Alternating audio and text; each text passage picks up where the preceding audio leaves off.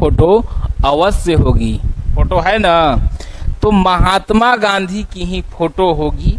तो नोट पर गांधी क्यों, पूरा क्लास खत्म होने के बाद समझ में आपको आएगा। अब समझ लीजिए कि जिस नाम की गूंज विदेशों तक रही और है, दुनिया के कई देशों में मूर्तियां हैं गांधी जी के। भारत की बात नहीं कर रहे हैं, दुनिया के देशों की बात कर रहे हैं। आज यहाँ पर कई लोग वैसे होते हैं जो कहते हैं कि गांधी जी क्या किए, गांधी जी क्या किए, महात्मा गांधी ऐसे किए वैसे किए, कई लोग। तो वो एक अलग सॉफ्टवेयर है, विचारधारा है। लेकिन वास्तव में जो व्यक्ति नोट पर है, कहीं ना कहीं कुछ बातें होगी। जब गांधी जी को गोली लगी तो गांधी जी आभा गांधी के ही गोद में अंतिम सांस लिए हैं। ध्यान रखिएगा, अगर पूछ देगा क्वेश्चन कि गांधी जी अपने जीवन के अंतिम सांस कहां पर, माने किसके गोद में लिए हैं, तो वो आभा गांधी के ही गोद में लिए हैं। ये कौन है, तो गांधी जी के बेटा रामदास, बेटा का बेटा कान्हू गांधी यानी पोता, अब पोता का पत्नी यानी पौत्र बहू हो गई। क्या होगा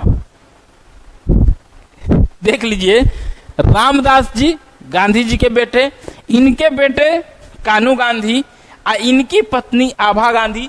जब गोली लगने के बाद गोद में अंतिम सांस यही आभा गांधी के ही गोद में गांधी जी लिए हैं। अब आप समझ लीजिए कि देते ही पुत्र हुआ ना हो, तब पुत्र और उसके बाद गांधी जी के पुत्र, तो यहाँ पुत्र बहू हो गई। क्या था दक्षिण अफ्रीका में, सोच लीजिए कि काले गोरे का क्या भेद था कि गांधी जी को देखा लोग, अंग्रेज उधर से आया, बोला कि ब्लैक मैन कौन है भाई, बोला कि ये सुनो उतर जाना ट्रेन से।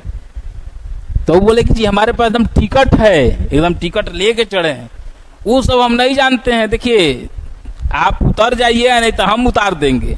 तो गांधी जी बोले कि हम अपने से नहीं उतरेंगे, आपका मन है तो आप उतार दीजिए। उस समय की बात हम कर रहे हैं। आज भी अगर दक्षिण अफ्रीका में जाइएगा तो गोरे और काले की अलग बस्ती है। जो एकदम व्हाइट है वहां ब्लैक लोग जमीन नहीं ले सकता है, कितना पैसा है, आज की हम बात कर रहे हैं। तो समझिए कि उस समय क्या स्थिति वहां रही होगी। ये बात आज चर्चिल के बराबर में उसके देश में महात्मा गांधी का मूर्ति खड़ा है, उसके लेवल में गांधी जी की भी मूर्ति लगी हुई है।